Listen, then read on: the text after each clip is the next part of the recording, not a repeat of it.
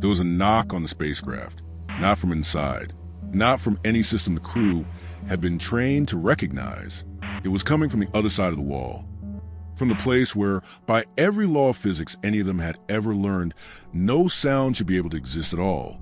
For astronauts, 250,000 miles from home, and a sound none of them could account for. This is a story of what the Artemis II crew heard during their flight to the moon and back, what it might actually have been, and why it connects to one of the strangest, least talked about patterns in the history of human spaceflight. For 10 days in April of 2026, NASA flew 4 people farther from Earth than any human being has ever been. Their spacecraft was an Orion capsule the crew had nicknamed Integrity. Their commander, Reid Wiseman, was a former Navy test pilot who had flown to the International Space Station years before. Beside him sat Victor Glover, the pilot, the first person of color ever to leave low Earth orbit. Christina Koch, the mission specialist, had already held the record for the longest single spaceflight by a woman. The 4th seat belonged to Jeremy Hansen of the Canadian Space Agency, a former Royal Canadian Air Force fighter pilot, the first non-American ever to travel beyond Earth orbit. Together, the 4 of them pushed the human distance record out to 252,756 miles, breaking the mark Apollo 13 had held since 1970. It was the first crewed mission beyond low Earth orbit in over half a century. Most of what's been written about it focuses on the triumph, the photographs, the Earth set, the splashdown. What's gotten far less attention is the silence, and what the silence sometimes did. Because here's the thing nobody tells you before you become an astronaut. Space, technically, is silent. There is no air in a vacuum to carry vibrations. A rocket could fire 3 meters from your window in deep space, and you'd hear nothing through the void. But you'd still hear it through your ship, because a spacecraft is not silent. A spacecraft is alive with sound, and sometimes the sounds it makes don't match anything in the manual. To understand why a single unexplained noise would unsettle even the most disciplined astronaut, you have to understand what the Orion cabin actually is. The pressurized crew module has roughly 9 cubic meters of habitable space. Picture a large minivan with the seats taken out. Now picture 4 full-grown adults inside, plus their gear, their food, their suits, and every piece of life support hardware that keeps them breathing. That whole tube is sealed. The walls separating the crew from outer space are layered, but at their thinnest they're measured in centimeters. On the other side of that wall is a vacuum, radiation, temperatures that swing from boiling sunlight to 200 degrees below, freezing inside the time it takes to roll over in your sleep. And scattered along every kilometer of the path between Earth and the moon, a fine sleet of dust and rock fragments, most smaller than a grain of sand, moving at speeds of tens of kilometers per second. A sand grain moving that fast carries the kinetic energy of a rifle bullet, and it doesn't announce itself before it arrives. Now, picture yourself inside that minivan. Your only contact with home is a radio link, delayed by more than a second each direction. You spent 2 years memorizing every alarm tone, every valve click, every fan hum. You know what your machine is supposed to sound like the way a parent knows the breathing of a sleeping child. And then, somewhere on day 3 or 4 or 6, you hear something that is not on the list. That is the moment your training meets your animal nervous system. And your animal nervous system, very quietly, starts to scream. The Artemis II crew was not the first to walk into this experience. They were the latest in a long, strange lineage of astronauts who have carried their own atmosphere into a place that is none, and discovered that their ship still made noises they couldn't explain. Go back to May of 1969, Apollo 10, the dress rehearsal for the lunar landing. 3 astronauts named Tom Stafford, John Young, and Eugene Cernan flew the lunar module to within 15 kilometers of the surface, then back up. As they passed behind the moon, completely cut off from Earth's radio reach, their headsets picked up something strange. A whistling. Otherworldly is the word they used at the time. Eerie. You can hear them in the recordings, half laughing, half genuinely uncertain, clearly unwilling to declare it nothing.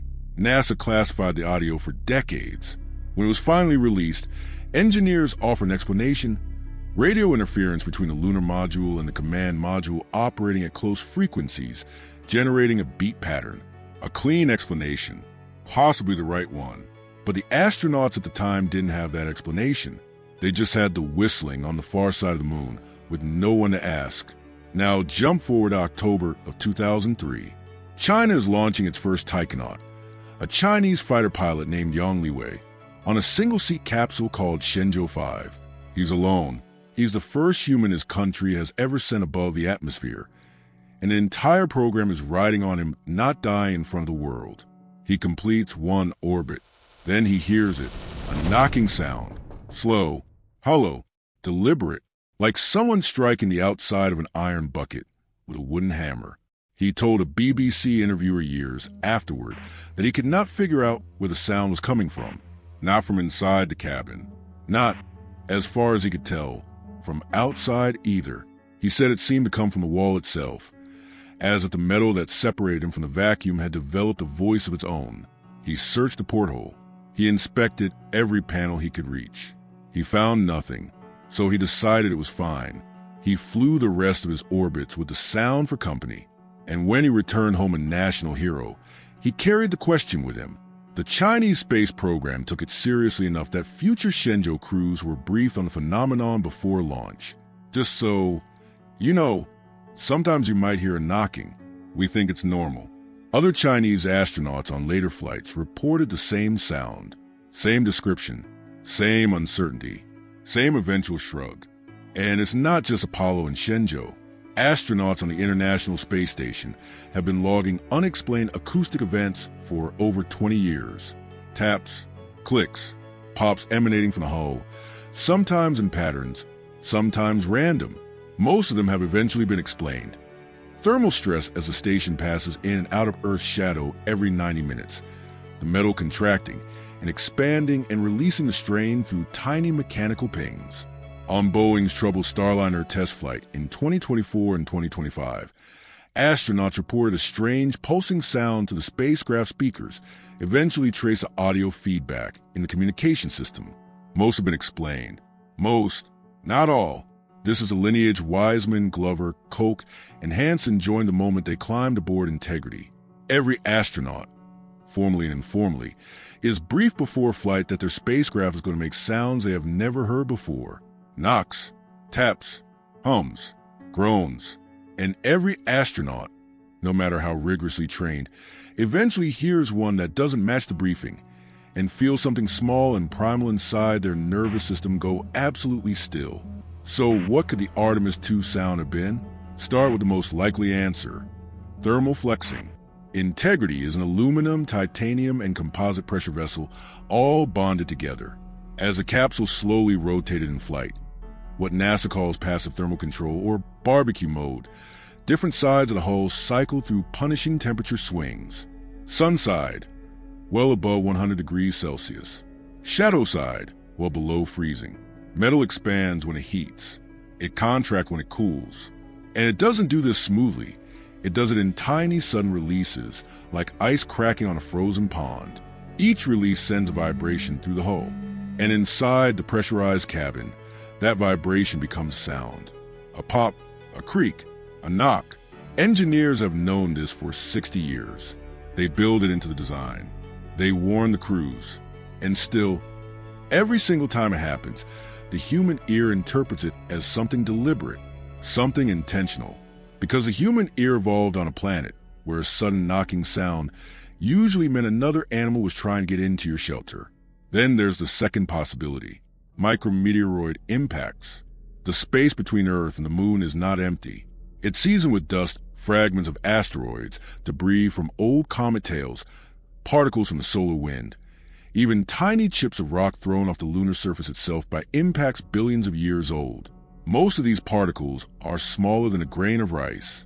Some are smaller than a grain of sand, but all of them are moving at extraordinary speeds. When something the size of a poppy seed hits a spacecraft hull at 15 or 20 kilometers per second, the energy released is enormous. The particle vaporizes on contact. It leaves a microscopic crater on the outer skin. It sends a shock wave through the entire structure.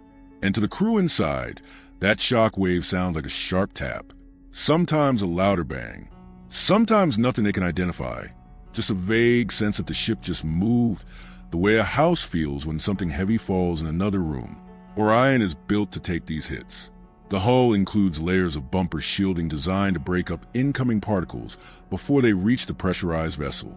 Engineers calculate the expected impact rate before every mission. A few small impacts over the course of 10 days aren't just possible. They are statistically guaranteed. The question is never whether you'll be hit. The question is whether the hit you take will be one you can ignore. The third possibility is the strangest, and in some ways the most interesting: the spacecraft itself. Inside Orion's walls run pumps, valves, fans, gyroscopes, and dozens of other systems that cycle on and off according to schedules the crew doesn't always see in real time. A propellant valve clicking open in the European service module attached behind the capsule can transmit a vibration through the structural connection that, to a sleeping astronaut on the other side of a bulkhead, sounds exactly like a deliberate knock from outside, a coolant pump engaging, a reaction wheel spinning up, a latch shifting under thermal load. Any one of those can produce a noise that feels external, because in a sense it came from the part of the ship outside the pressurized volume the crew is sitting in. This is a part of spaceflight that almost never makes the headlines. Most of what astronauts experience as anomalies aren't anomalies at all. They're the spacecraft doing exactly what was designed to do, in a way the human nervous system was never designed to interpret correctly. But here's the part that keeps mission planners honest. We don't always know which explanation applies to which sound. Yang Liwei's knocking has never been definitively solved. The Apollo 10 whistling has a likely cause, not a certain one. The various ISS clicks have explanations, plural, because no one can prove which mechanism produced any specific event after fact. When an astronaut tells you they heard something, you can give them a list of probable culprits. You usually cannot tell them which one is responsible for a particular noise that woke them up at 3 in the morning. In a metal can 250,000 miles from anyone who can help. This is what the Artemis II crew inherited. Not just the technical legacy of Apollo and Shenzhou and the ISS, but the auditory one, the strange truth that the vacuum is silent and ships are not, and that the people who fly inside them have to learn the difference between a spacecraft that is talking to itself and a spacecraft that is trying to tell you something is wrong. There's something almost human about it. You buy an old house and for the first few weeks you can't sleep because every settling beam sounds like footsteps. After a month, you stop noticing. Your brain has built a library of normal. Astronauts go through the same process, at much higher stakes. The first time they hear a knock, they freeze. By day 6, they barely register it. By day 10, when they're climbing back into their seats for the long fall home, the noises have become part of the texture of being there. What never fully goes away is the question: was that one a thermal pop? A piece of dust the size of a freckle hidden heat shield? A valve cycling somewhere out of sight? Or was it something we still don't have a name for? There's a reason this matters beyond the individual telling. As we send people farther, we send them into longer and longer stretches of unexplained sound. A trip to Mars isn't 10 days. It's 6 to 9 months out, a stay at the surface, then 6 to 9 months back. Every spacecraft creak, every micrometeoroid tap, every mysterious click will be heard 1,000 times over in the dark by crews who cannot turn around. The psychological toll of unexplained noise in a confined environment is something space agencies study seriously. They have to. It's one of the quiet variables that decides whether a long-duration mission ends with everyone still functional, or with one crew member quietly losing their grip on what is real. NASA and other agencies run analog missions for exactly this reason. They lock crews inside simulated habitats for months at a time, in deserts, in Antarctica, at the bottom of the ocean, and they watch what happens to people who hear unexplained sounds in confined metal rooms with no exit. The findings are consistent. The crews who handle it best are the ones who learn early to name the noises out loud, to talk about them openly, to file each one under known and move on. The crews who handle it worst are the ones who keep the questions to themselves. That is the real legacy of the strange sounds heard aboard Artemis II. They are not ghost stories. They are training data. Every reported tap, every log knock, every astronaut report quietly filed under unexplained acoustic event contributes to the slowly growing understanding of what it actually feels like to be a human being living inside a sealed metal vessel surrounded by absolutely nothing. Integrity is back on Earth now. The capsule is being inspected. Every micrometeoroid crater on its outer hull will be photographed, measured, cataloged. Every minor anomaly logged during the flight will be cross-referenced with telemetry. And somewhere in those logs, there will be a moment when one of the 4 crew members looked at another and said, "Did you hear that?" And the answer was yes. We may never know exactly what they heard. The honest version of the story is not that the Artemis II astronauts encountered something supernatural in space. They didn't. The honest version is harder and more interesting. They encountered something normal in the most extreme environment any human has visited in half a century, and discovered for themselves what every astronaut before them has discovered. The line between a routine spacecraft sound and the most unsettling noise of your life isn't drawn by physics. It's drawn by your nervous system. In the dark, 200,000 miles from anyone who can tell you it's fine, we sent 4 people farther than any human has ever been. They came home with photographs, with data, with stories, and with the memory of sound that, somewhere in the quiet hours between Flight Day 3 and Flight Day 10, made all 4 of them stop what they were doing and listen, not to mission control, not to each other, to the wall, because something on the other side of the wall had said something first, and that, more than any image of the Earth shrinking behind them, is what space actually feels like, not silent, not empty, just quiet enough that when your ship speaks, you have no choice but to hear it. Thanks for watching Astrion. If you got something out of this one, the subscribe button does more for a small channel like ours than you'd think. I'll see you in the next video.